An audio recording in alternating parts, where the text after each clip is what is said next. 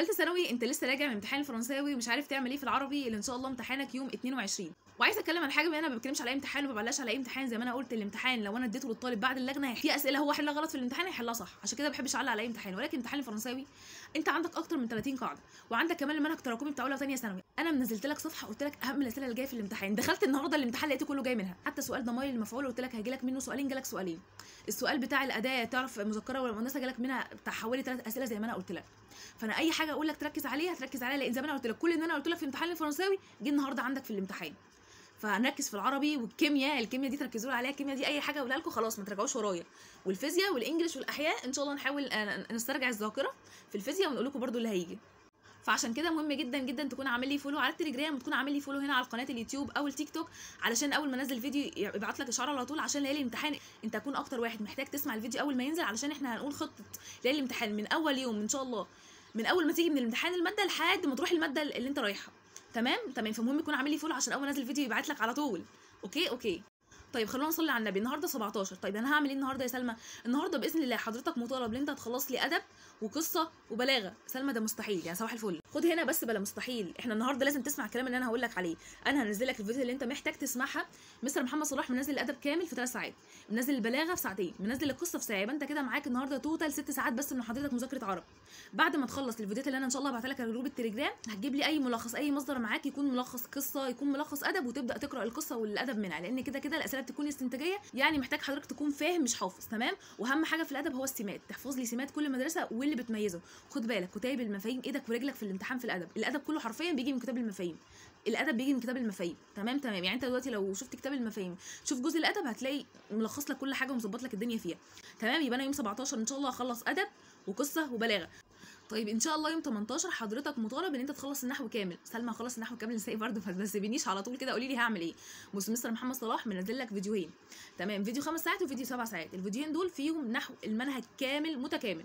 ده غير كمان ان في حاجات لسه هقول لك تعمل ايه، ده لسه جالك في الموضوع. تمام. طيب كده احنا بقينا ايه؟ احنا بقينا لنا كده دلوقتي التعبير والقراءه والنصوص. طبعا القراءه والنصوص متحرره، والتعبير انا هقول لك تسمع مين برضه.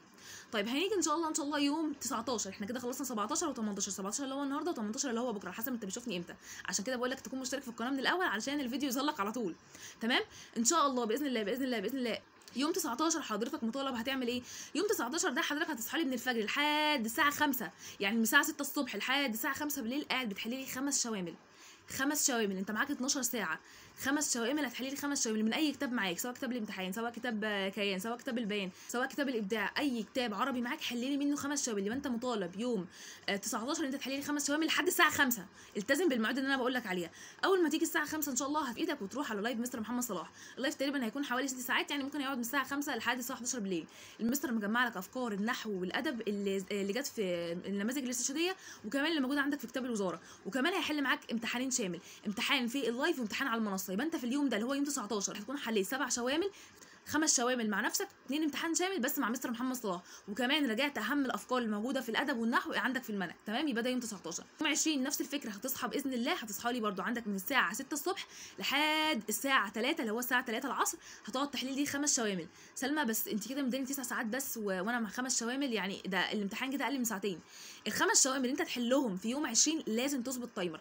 هتظبط تايمر ساعتين بس. امتحان العربي في ثانويه عامه مش 3 ساعات، الامتحان ساعتين، فانت هتظبط تايمر ساعتين بالظبط. يبقى انت من الساعه 6 الصبح لحد الساعه 3 العصر اللي هو ان شاء الله يوم 20 هتقعد تحل 5 امتحانات شامله مع نفسك. هتيجي الساعه 3 العصر ان شاء الله بعد ما تكون حليت الامتحانات الشامله دي هتعمل ايه؟ هتيجي على لايف مستر محمد صلاح، واللايف ده هيكون الساعه 3. المستر هيشرح فيه قاف ساء، قواعد ثابته في المنهج. دي مهمه جدا جدا جدا، وبتيجي على الاقل سؤالين منها في الامتحان بيكونوا مضمونين، اسئله مباشره في النحو. تمام. قواعد ثابته في المنهج، وكمان المستر هيحل معاك امتحانين شاملين. يبقى ان شاء الله كمان في يوم 20 حليت 7 امتحانات شامله، 5 مع نفسك و2 مع المستر، وكمان ذاكرت قواعد ثابته. بعد كده يوم 21 اللي هو يعتبر اهم يوم، اول ما تصحى باذن الله هتذاكر فيديو التعبير اللي المستر محمد صلاح برده منزله عنده على القناه. التعبير هيجي لك ايه؟ التعبير هيجي لك عندك سؤال مقالي وسؤال اختيارات. بص يا عم، بنسبه 99% في السؤال المقالي هيجيب لك اكتب كلمه افتتاحيه او كلمه اختتاميه. تمام. بالنسبه للمقالي. طب بالنسبه للاختيارات اهم 3 اسئله تركز عليهم، وانا بقول لك جاي منهم واحده في الامتحان. انا لما اقول كلمه تستمع ما تراجعش ورايا. سؤال التفصيل التي لا غنى عنها، والتفصيل التي يجب بالكاتب حسبها، او عندك السؤال بتاع العلاقه بين الجمل، هو يجيب لك جملتين ويقول لك هي الاولى تفسير للثانيه ولا الاولى توضيح للثانيه وهكذا.